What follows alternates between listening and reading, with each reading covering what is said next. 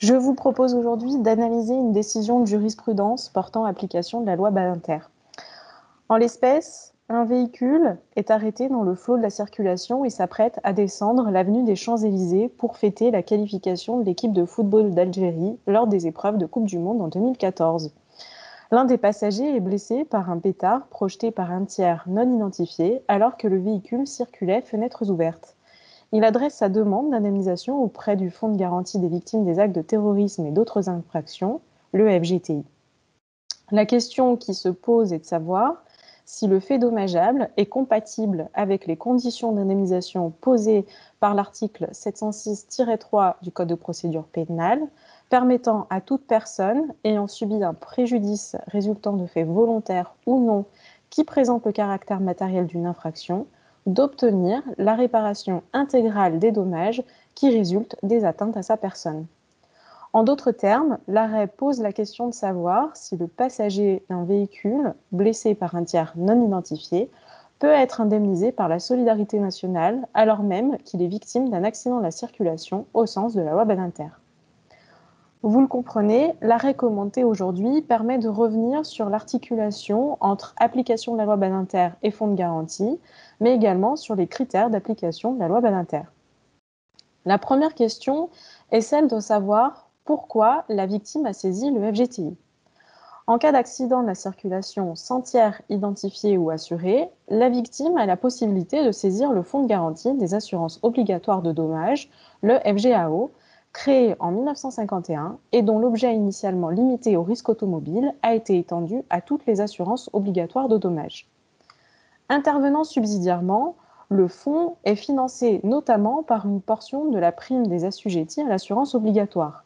Son intervention est subordonnée au lieu de survenance de l'accident. Il indemnise donc tous les préjudices imputables à un accident de la circulation en France, impliquant un véhicule terrestre à moteur ou une personne circulant sur la voie publique ou un animal. Sont donc exclus les accidents survenus dans un lieu privé, mais également les accidents qui ne seraient pas qualifiés d'accidents de la circulation. Or, en l'espèce, les blessures ont pour origine le jet d'un pétard sur le véhicule au sein duquel la victime était passagère. Il n'y a donc pas d'autre véhicule identifié. La saisine du FGAO ne pouvait donc pas permettre l'indemnisation de la victime. En revanche, le législateur a prévu l'hypothèse selon laquelle une victime d'un acte de terrorisme ou toute autre infraction puisse se saisir de la solidarité nationale pour obtenir réparation, à minima partielle, de ses préjudices. En pareille hypothèse, si le fonds de garantie automobile est exclu, les victimes peuvent encore saisir le fonds de garantie des victimes des actes de terrorisme et d'autres infractions, le FGTI. Ce fonds, doté de la personnalité civile, lui permet l'exercice de recours subrogatoires contre les responsables lorsqu'ils sont identifiés, et ce fonds est alimenté par prélèvement sur tous les contrats d'assurance de biens existants. En l'espèce, le FGTI conteste devoir prendre en charge l'indemnisation de la victime. L'analyse du moyen permet d'observer que le FGTI émet des réserves quant à l'origine de la blessure du passager. En effet, il semblerait, selon le diagnostic établi par les médecins, que la victime ait subi un phénomène de main de pétard ou main de mortier, ces expressions étant utilisées par les chirurgiens en orthopédie et en traumatologie pour désigner les blessures aux mains provoquées par des explosifs et subies par la personne qui les manipulait ou qui les avait ramassés. Mais surtout, le FGTI relève qu'un véhicule terrestre à moteur est impliqué dans l'accident, ce qui écarterait de facto l'intervention du FGTI au profit de la mise en œuvre de la loi Badinter. En effet, l'article 706-3 du Code de procédure pénale exclut du mode de réparation qu'il institue les atteintes entrant dans le champ d'application du chapitre 1er de la loi du 5 juillet 1985, la fameuse loi Badinter. Dès lors, le FGTI soutient que les juges du fond avaient mis en évidence les critères d'application de la loi Badinter, sur lesquels nous reviendrons dans quelques instants, de telle sorte qu'il en découlait que la victime de l'accident de la circulation ne pouvait pas obtenir la réparation de ses dommages par le FGTI, quand bien même elle aurait subi un préjudice résultant de faits involontaires qui présentent le caractère matériel d'une infraction. Il est ainsi intéressant de revenir sur les critères d'application de la loi Badinter ayant permis à la Cour de cassation de retenir que le passager a été victime d'un accident de la circulation au sens de la loi du 5 juillet 85. La loi Badinter pose en son article 1er les 3 conditions devant être rapportées par la victime pour obtenir l'indemnisation de ses préjudices sur le fondement de ce régime de responsabilité sans faute. En effet, à lire le texte, les dispositions légales s'appliquent aux victimes d'un accident de la circulation dans lequel est impliqué un véhicule terrestre à moteur. Ce principe est réaffirmé dans le visa de l'arrêt commenté. Je vous propose donc de revenir sur ces 3 éléments permettant la mise en œuvre de la loi Badinter et justifiant que soit rejetée la demande du passager victime formulée auprès du FGTI. Le premier élément porte sur le fait que la victime était occupante d'un véhicule terrestre à moteur. Évidemment, sur ce point, l'analyse ne peut qu'être rapide pour 2 raisons. D'une part, nous étions ici en présence d'un véhicule traditionnel. D'autre part, la notion de véhicule terrestre à moteur est entendue largement et permet de considérer qu'est un véhicule terrestre à moteur, non seulement au sens de la loi Badinter, mais également au titre de l'assurance obligatoire, tous les engins qui présentent les caractéristiques suivantes. L'engin est équipé d'un moteur à autopropulsion, il circule sur une voie terrestre, il est destiné au transport de personnes et ou de marchandises. Ce sont d'ailleurs ces caractéristiques inscrites dans le Code des assurances et dans le Code de la route qui nous ont permis d'affirmer que le véhicule à conduite déléguée était un véhicule terrestre à moteur au sens des textes, de telle sorte qu'en cas d'accident, l'indemnisation des victimes était garantie par la mise en œuvre de la loi Badinter s'imposant à l'assureur du véhicule impliqué. L'arrêt ici commenté n'apporte aucune précision nouvelle quant à la définition du véhicule, la loi Badinter étant jusqu'ici applicable sans nulle forme de contestation. Deuxième élément, le véhicule était arrêté dans le flot de la circulation sur une voie publique. L'article 1er de la loi Badinter, que nous avons rappelé, exige la preuve de la survenance d'un accident de la circulation. L'exigence d'un accident permet d'écarter tous les dommages volontaires, dont les attentats qui sont indemnisés par le FGTI, comme nous l'avons rappelé. Or, en l'espèce, les juges rappellent que le passager a été victime d'une infraction de blessure involontaire commise par un tiers non identifié. Le caractère accidentel des blessures n'est donc pas contestable. Se pose alors la question de savoir s'il peut être qualifié d'accident de la circulation pour ouvrir la voie de l'indemnisation sur le fondement de la loi Badinter. D'une part, les juges rappellent que le véhicule était arrêté dans le flot de la circulation. L'absence de mouvement ne constitue pas un frein à la qualification. En effet, il y a accident de la circulation lorsque celui-ci se produit sur un lieu de circulation, privé ou public, et ce, même si ce véhicule était en stationnement. La Cour de cassation a en effet retenu l'application de la loi Badinter à l'accident survenu notamment dans un sous-sol, ayant pour origine une tondeuse à gazon autoportée stationnée dans un lieu approprié. Cette situation nous permet d'ailleurs de considérer qu'il n'est pas indispensable de connaître l'identité du conducteur, ni même le gardien du véhicule, pour faire application de la loi Badinter, dans la mesure où la réclamation de la victime doit être adressée à l'assureur du véhicule impliqué. Dans notre affaire, le passager du véhicule à l'arrêt peut donc encore prétendre à l'indemnisation de ses préjudices sur le fondement de la loi Badinter. Une maladresse de rédaction a néanmoins retenu notre attention. En effet, les juges soulignent ici que la victime était occupante d'un véhicule circulant sur une voie publique. À aucun moment, la loi Badinter ne pose comme condition l'exigence de la présence d'un véhicule sur une voie publique. D'ailleurs, nous venons de le rappeler, ont déjà été qualifiés d'accident de la circulation les dommages ayant pour origine un véhicule stationné dans un garage. De plus, l'exigence de survenance de l'accident sur une voie ouverte à la circulation publique est expressément désignée par les textes lorsqu'il s'agit des demandes d'indemnisation formulées par les salariés. Je pense donc très sincèrement que la Cour de cassation a simplement voulu mettre l'accent ici sur le fait que toutes les conditions étaient bien réunies pour faire application de la loi Badinter. La précision de survenance de l'accident sur la voie publique ne me semble pas être un critère nouveau pour faire application de la loi, d'autant que l'arrêt n'est pas destiné à publication, ce qui aurait pu être le cas si les juges avaient entendu restreindre le champ d'application de la loi Badinter aux seuls accidents survenus sur une voie publique.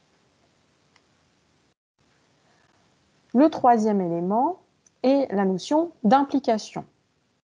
La notion d'implication du véhicule, inscrite dans la loi Badinter, présente l'avantage important d'indemniser la victime d'un accident de la circulation sans avoir à rechercher l'identité d'un responsable.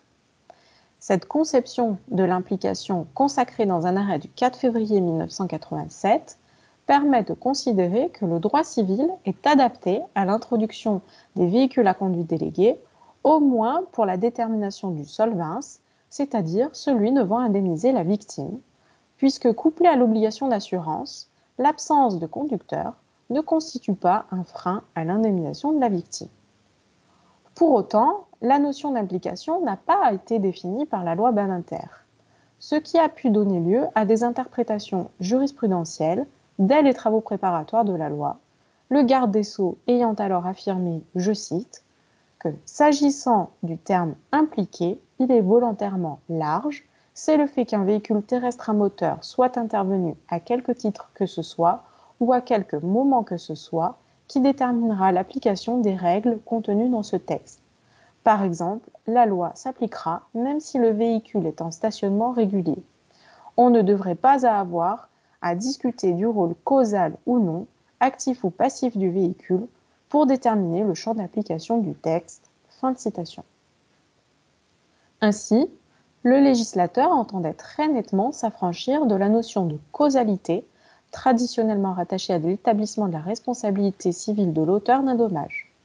Or, la jurisprudence constante en la matière exige que la responsabilité soit établie à la condition que soit rapporté un lien de causalité entre la faute et le dommage, ce qui pourrait apparaître contradictoire avec le principe de l'implication ainsi énoncé.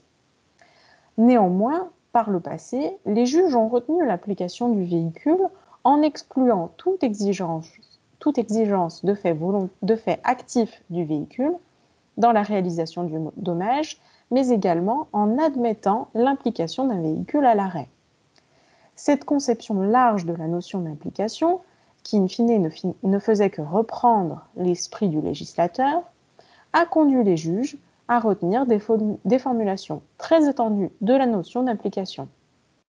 Or, littéralement, être impliqué signifie avoir pris part à une action ou avoir produit un effet. Cette conception de l'implication permet de comprendre que soit retenue l'implication du véhicule à chaque fois qu'il a eu un rôle dans la survenance de l'accident, sans que la seule présence du véhicule ne suffise à caractériser l'implication. De la même façon, le seul fait que le véhicule subisse un dommage ne suffit pas à caractériser son implication dès lors que celui-ci n'a eu aucun rôle dans la réalisation du dommage. Enfin, en l'absence de contact, la règle demeure qu'il appartient à la victime de prouver l'intervention à un titre quelconque pour obtenir l'indemnisation de ses préjudices. À la lumière de ces explications, peut-on donc considérer que le véhicule atteint par un projectile est impliqué au sens de la loi Badinter? La Cour d'appel avait accueilli la demande d'indemnisation de la victime en déduisant l'absence d'implication du fait que celle-ci aurait été blessée de la même façon si elle s'était trouvée à côté du véhicule et non à l'intérieur. La Cour de cassation ne partage pas cette analyse. Elle retient que le véhicule est impliqué dans la mesure où il a joué un rôle dans la réalisation de l'accident. Sans doute a-t-elle considéré ici que le fait que le véhicule circulait fenêtres ouvertes avait permis au projectile d'atteindre son passager. Le véhicule aurait, semble-t-il, joué un rôle en ne constituant pas une barrière pour protéger son passager. Cette décision est intéressante car elle permet d'observer l'importance de la loi Badinter en France dans la mesure où elle prévaut sur les fonds de garantie d'application subsidiaire, mais également dans la mesure où elle permet de faire application très largement de la loi Badinter, notamment aux véhicules à délégation de conduite, l'automatisation du véhicule n'étant pas un frein à l'application de la loi. En effet, nous l'avons vu, la notion d'implication a instauré un droit à indemnisation de la victime indépendante de toute notion de faute du véhicule impliqué. C'est d'ailleurs la raison pour laquelle nous considérons que l'introduction des véhicules à conduite déléguée ne générera pas de raz-de-marée juridique imaginé par certains, du moins sur le plan civil. Certes, les nouvelles technologies pourraient faciliter les recours du solvens, c'est-à-dire celui qui a indemnisé la victime. En rapportant la preuve du responsable, celui à l'origine de l'accident, les assureurs subrogés dans les droits des victimes pourraient alors davantage agir, notamment contre le constructeur automobile, pour obtenir le remboursement des sommes versées. Mais ces actions n'auront pas d'impact sur l'indemnisation de la victime, ni dans son assiette, ni dans sa procédure accélérée. Pourtant, au niveau européen, le législateur s'interroge sur les régimes de responsabilité applicables en cas d'accident mettant en cause une intelligence artificielle. Dans une résolution du 20 octobre 2020, le Parlement européen a proposé d'introduire un nouveau régime de responsabilité civile et la question se pose de savoir comment ce nouveau régime pourrait s'articuler avec les règles existantes. C'est une question sur laquelle nous reviendrons dans 15 jours, puisque je vous proposerai un nouveau webinaire avec Maître Safina Dri du cabinet DS Avocats. Webinaire, rendez-vous dans 15 jours pour traiter de cette proposition de résolution du Parlement européen. Il me reste à vous remercier pour votre attention et avant de vous quitter, je vais prendre vos questions s'il y en a.